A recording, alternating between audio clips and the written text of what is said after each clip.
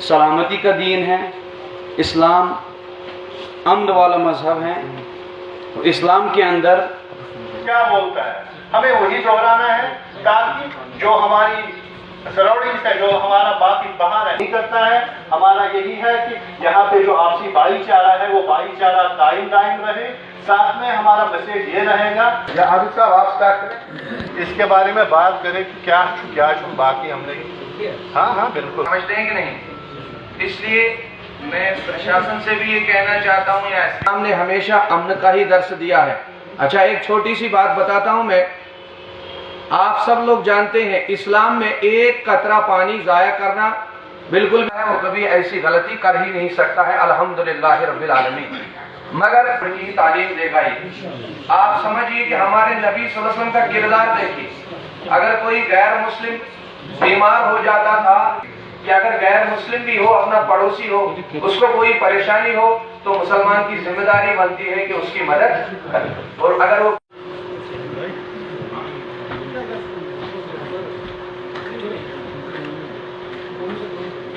اسلام صاحب شریعت جناب محمد رسول اللہ علیہ السلام کی گستاخی کی جائے، ہمارا کیا کردار ہے، ہمارا کیا رول ہے؟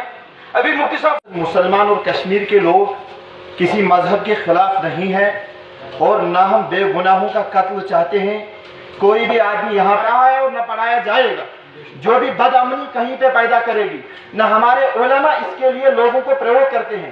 ہمارے علماء ہمیشہ سے اس بات سے لوگوں کو روک رہے ہیں کہ یہاں پہ کوئی بد امنی نہ ہو جائے، نہ ہم کسی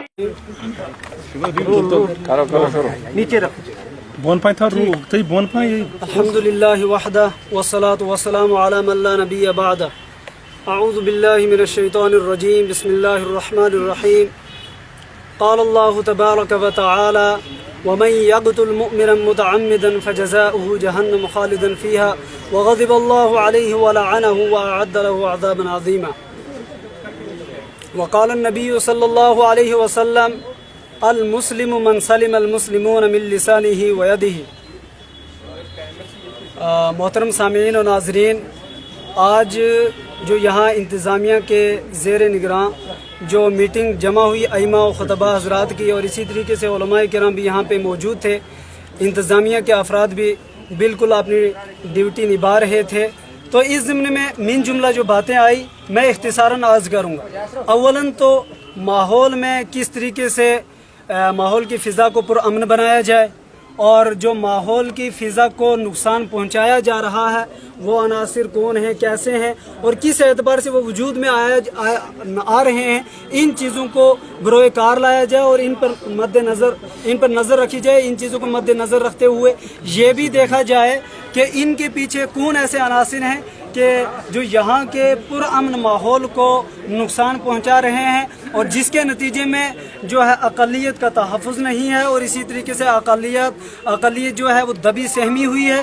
اور ٹھیک اسی حوالے سے علماء کرام کی زبانی یہ باتیں بھی سامنے آئی کہ جس طریقے سے یہاں مدعو کیا جاتا ہے انتظامیہ کے زیر نگراں، اور اس چیز کو بروئے کار لایا جاتا ہے کہ ماحول کو کس طریقے سے ہمیں پرامن بنانا ہے، ٹھیک اسی طریقے سے یہ بات بھی آئی کہ وہ عناصر بھی بروئے کار لائے جائیں جو جناب محمد الرسول اللہ صلی اللہ علیہ وسلم کی ذات اقدس اور شان اقدس میں گستاخی کرتے ہیں اور نازیبہ الفاظ بکتے ہیں. اور ٹھیک اسی طریقے سے کچھ ایسے عناصر کہ جنہوں نے گستاخی کی ان کے حوالے سے بہت ساری وہ باتیں سامنے آئی کہ کچھ دل دہلا دینے والی نعوذ باللہ نبی پاک صلی اللہ علیہ وسلم کی شان میں وہ کلمات بکے اور بھونکے ہیں کہ جن کا ایک عام انسان تصور بھی نہیں کر سکتا ہے. کیوں؟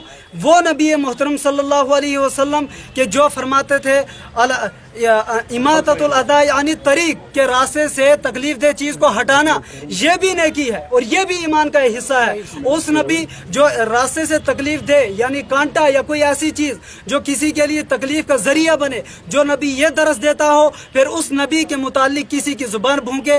لہٰذا انتظامیہ سے اور میڈیا کی وساطت سے پوری امت مسلمہ اور پورے عالم میں یہ بات پہنچائی جائے کہ ان عناصر کو بھی بروئے کار لایا جائے اور اس چیز کو بھی ज़ेर नज़र लाया जाए और इस हवाले से उन अनासिर को भी पूछा जाए कि ऐसा क्यों हो रहा है। लिहाजा दोनों पहलुओं को मद्देनज़र रखते हुए मैं ये फिर अर्ज़ कर दूंगा कि इस्लाम अक़लियत को तहफ़्फ़ुज़ देता है। देखो, गलती हमेशा गलती है, चाहे वो कोई भी करे, और शर हमेशा शर है, चाहे वो कोई करे, लेकिन इस्लाम शर की इजाज़त नहीं देता। इस्लाम सरापा खैर है। इस्लाम ने हमेशा खैर और अमन का दरस दिया है, देता आ रहा है, और हमेशा इस्लाम का ता क़यामत यही दर्स है कि अमन को बहाल किया जाए, आपसी भाईचारा की जो है पुरफ़िज़ा अमन की फ़िज़ा जो है उसको कायम किया जाए। लिहाजा मैं आप हज़रात से यही बातें फिर लास्ट पर अर्ज़ करूँगा। नबी पाक सल्लल्लाहु अलैहि वसल्लम के अल्फाज हैं, अल मुस्लिमु मन सलिमल मुस्लिमून मिन लिसानिही व यदिही,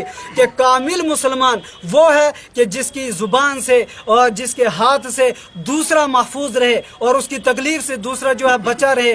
तो अल्लाह रब्बुल इज़्ज़त हम सब को जो है बुरे अमल से हिफाजत फरमाए, अल्लाह रब्बुल इज़्ज़त हमारी, और हर अच्छा काम करने की अल्लाह तौफीक अता फरमाए। वमा अलैना इल्लल बलाग।